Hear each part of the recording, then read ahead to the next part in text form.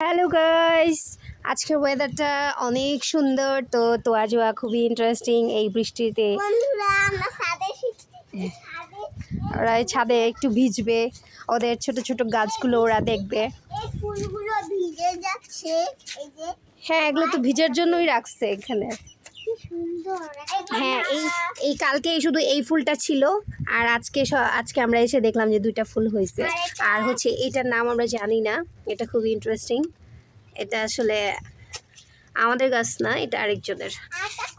আরেকজনের টপটা রেখে গেছে, বাট এটার নাম আমরা কেউ জানি না। খুবই ইন্টারেস্টিং।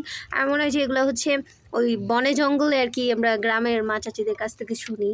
একটা জঙ্গলে বেশিরভাগ দেখা যায় জংলি গাছ যেটাকে বলে। আরেকটা কচু গাছ আছে, কচু গাছ। হ্যাঁ, এই যে কচু গাছটা নিয়ে তোয়া জোয়া খুবই ইন্টারেস্টিং।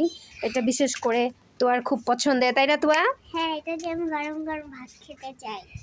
এটা দিয়ে গরম গরম ভাত খেতে চায়। বন্ধুরা বৃষ্টির সময় গেঞ্জিটা নষ্ট হয়ে গেল, দেখলেন? তাই? তারপর তো ছাদে আসবাই, তাও আসতেই চাও। তাও বৃষ্টিটা চুলটা ভিজে গেল। তাও বৃষ্টিতে ভালো লাগে, তাই না? হ্যাঁ, আর বৃষ্টিতে আমার গেঞ্জিটা একটু ভিজে গেছে। আমার হাতে সর্দি মাথায় দেখো গাইস, এখানে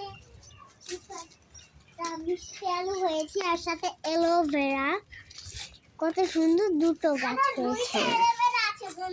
এই যে মিষ্টি আলু দুইটা। হ্যাঁ, আর কি সুন্দর।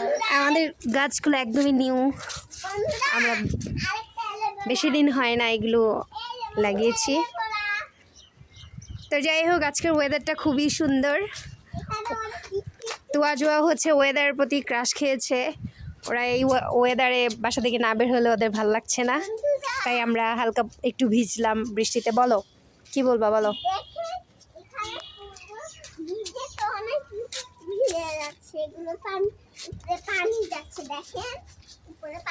হ্যাঁ, এগুলোতে একটু পানি যাবে।